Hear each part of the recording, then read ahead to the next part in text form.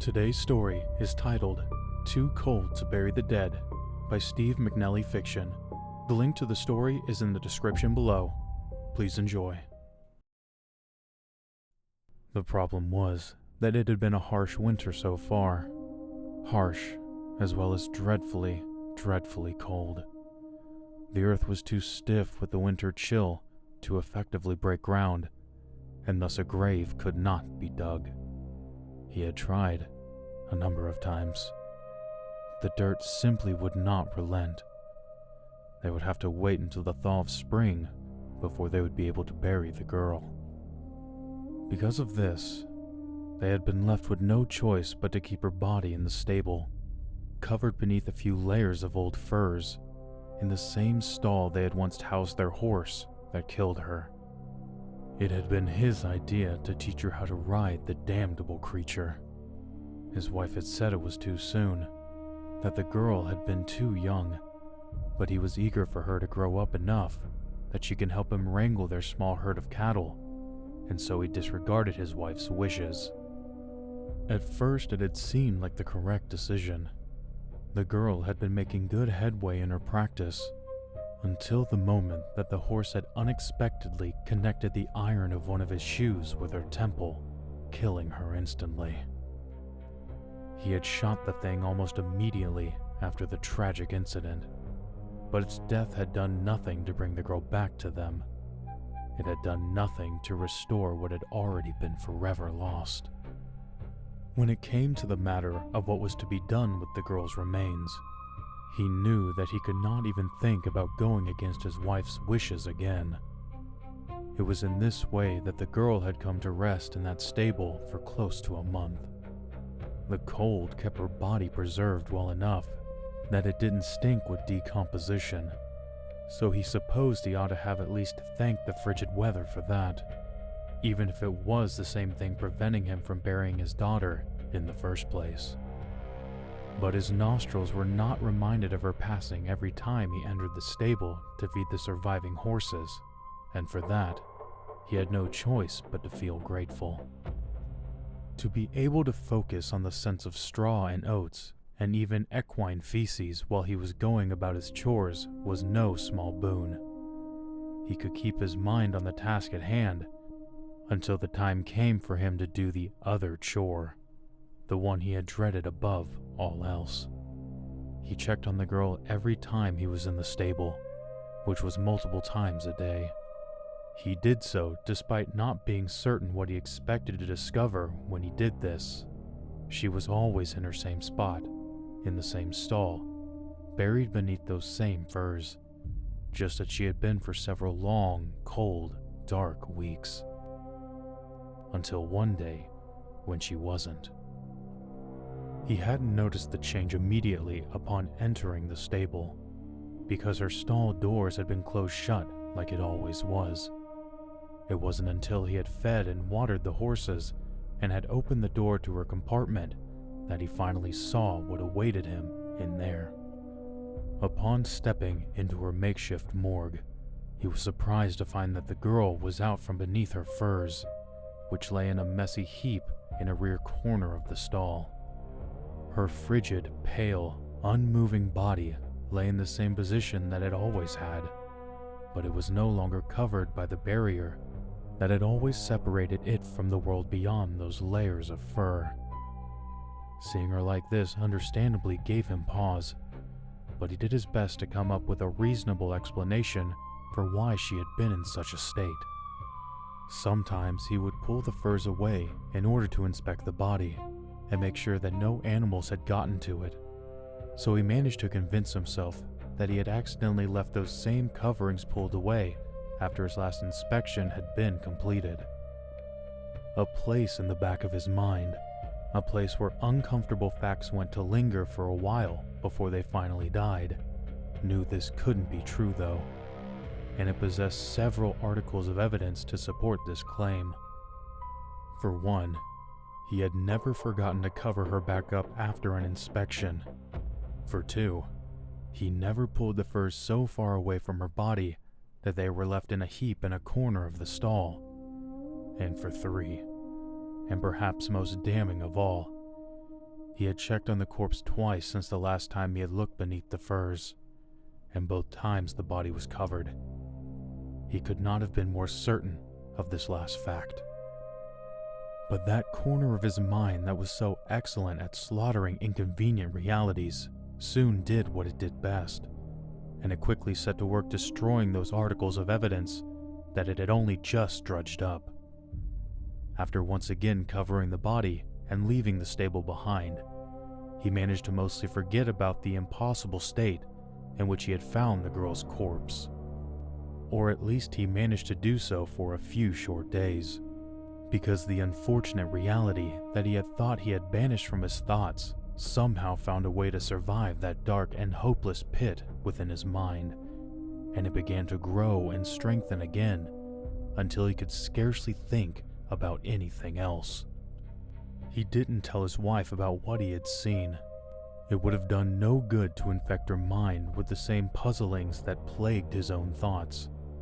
But that freshly restored memory remained in the forefront of his brain for many days to come.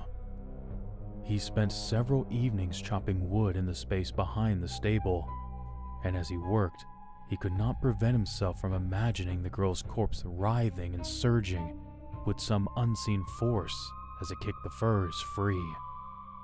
But soon, that particular corner of his mind began to retaliate against the invading force, and it eventually managed to overwhelm those seemingly invulnerable thoughts with its own brand of logic and reasoning. Surely some rodent or group of rodents had crawled into the stable and moved the furs covering the girl while desperately searching for food. The thing or things had not chosen to nibble on the girl, because her state of frozen death had already made her body far too unappetizing for even the hungriest of critters. It was as simple as that. Of course, if he poked at it enough, then this explanation would certainly reveal its flaws. For one, how could a single, tiny creature, or even a small group of rats or mice, move such heavy furs and deposit them in the corner of the stall with almost human-like deliberateness? But he managed to leave such thoughts deep within that dark, dark pool in his brain and shove the incident from his thoughts. It was done with. It had been explained, and he had no reason to ever revisit the subject again. At least not until it happened a second time, and this time in a way that was far more difficult, if not impossible, to dismiss. He was approaching the stable one evening when he suddenly heard a light commotion coming from inside. The horses were clearly agitated by something, and they made this plainly known through their chorus of discomforted whinnies and grunts. Surely the rodents from before had returned, he thought, and their presence was disturbing the equines. All he would need to do was to kill the interlopers, or otherwise chase them away, and the problem would be solved. He grabbed a pitchfork from a nearby hay bale and continued his walk to the stable, intending to do just that. But what he found waiting inside made him immediately drop the tool in alarm. The girl's corpse was not only once again free of its furs, but its stall door had come open, and now it rested in the middle of the stable floor. The straw on the floor that had stood between where the body had once lay and where it now was had been disturbed when the corpse was dragged through it. He stood in stunned silence for more than a minute, his body going numb with the winter cold that surrounded him. He did not know what to think. He did not even know if he could think. This new incident could not be brushed away by his own forgetfulness, nor by the strength and fervor of some theoretical rodents. The fact of the matter was that the girl's body was now somewhere that it certainly could not have been, with no explanation for how it had gotten there. No animal could have done it. Not even a hungry coyote or wolf could have broken into the stable, pulled open the latch stall door, and dragged the girl out into the open.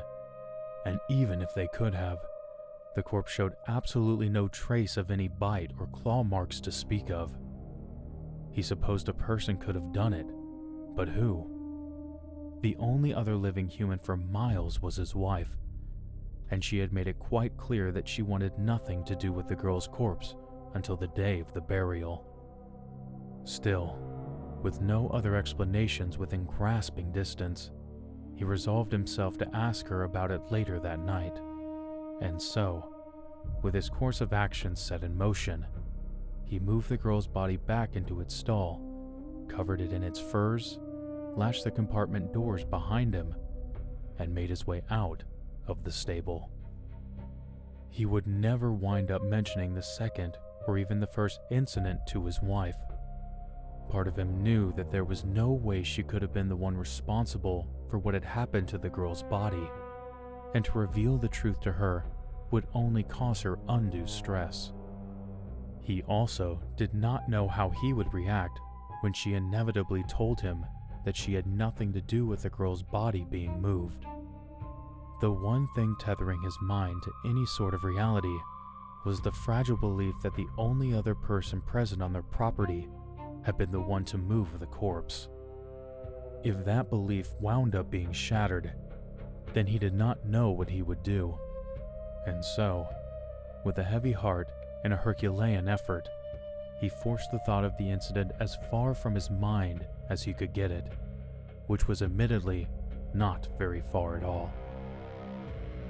Only a few more days passed before things became even worse.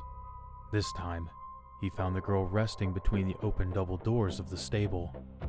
He dragged the body back to its stall and continued about his day as if the occurrence had never even happened.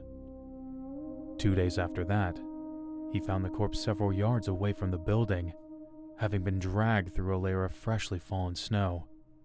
The next day, it had been dragged even further away from its home. Truly, he thought, he must have been going mad. Either he was, or his wife was. One of them had been pulling the girl's corpse farther and farther away from its temporary resting place, likely without the knowledge that they were even the one doing it. He could find no other explanation for what was happening, and this one left a lot to be desired, but his brain desperately needed some sort of reasoning to latch onto, so he clung to this one with all of his might. And for a while, it actually seemed to help. A week passed, and then another, without the body being removed from its stall. Life had seemingly returned to normal, or at least as normal as life could possibly be when there was a semi-frozen corpse resting beneath a layer of furs in one stable. So much time passed without another disturbance that he actually began to think that the nightmare had finally come to an end. He could not have been more wrong. It happened on what would turn out to be the coldest day of the year. Fresh snowfall had blanketed the earth overnight, and more lazy flakes continued to drift from the sky throughout the entire day. The world was frigid and miserable. He did not want to get up that morning, but he knew there was work to be done, so he reluctantly climbed out of bed and set about his day. This proved to be a decision that he would later come to regret. The day started out as it normally did. He tended to his early morning chores, which he began by feeding the chickens, and then the goats, and then the dairy cows, while his wife started preparing breakfast in the house. The last set of animals that needed to be fed were the horses, so he set off across the frigid landscape towards the stable. The sight of its twin doors hanging open caused his stomach to splash against the fresh snow. He did not need to enter the building to know that the girl was gone. Instead, he had set off following the drag marks through the snow, knowing all the while what he would find when he reached their end. The marks led him all the way across their property and into the woods on the far side. They winded past trees and bushes and shrubs, which quickly gave way to the small cemetery that lived at the edge of his little world. Worn, neglected tombstones of forgotten family members sat covered in layers of snow, both old and new. Undergrowth crept in from the surrounding forest and intermingled with the messy scrawl of graves that would forever rest in that quiet, isolated place. He found the girl lying in the snow on a small, empty plot situated at the end of a row of graves. The snowy ground beneath the corpse had been disturbed. It looked as if someone or something had tried desperately to dig into the frozen earth, but had been stopped by the headstrong firmness that came with the winter's cruel gelidity. He knelt down and inspected the body. Its fingernails were grimy with dirt and snow, and a few of them had even come loose and were now hanging free from the girl's cold, pale, slender fingers. He sighed, picked up the corpse, and carried it all the way back to the stable. At first he considered leading the horses out of the building, but he ultimately decided against it. There was too great of a chance that they too were afflicted with whatever curse had overtaken the unfortunate corpse. They needed to be purged with the girl. It was the only way to ensure that the rest of the farm remained safe. He returned the corpse to its stall and covered it in its furs before he made his way to his home in order to collect a book of matches. He then returned to the stable and stepped inside for just long enough to light a match and toss it onto a pile of straw bedding. He did not offer the corpse a final glance before he left it and the stable behind forever. He stood watching the stable burn for a long time. He cried cold, bitter tears, listening to the desperate screams of the horses as they were slowly consumed by the flames. Another distinct sound cut through the shrieks of the dying animals, a sound that would forever cause him to wonder if the girl had actually been as dead as he originally thought. His wife came out of the house and yelled something in his ear, but he didn't hear her. He could only focus on the ever-growing, all-consuming blaze. It burned so hot, and it burned so bright that for a while, it even managed to chase away that cruel winter chill.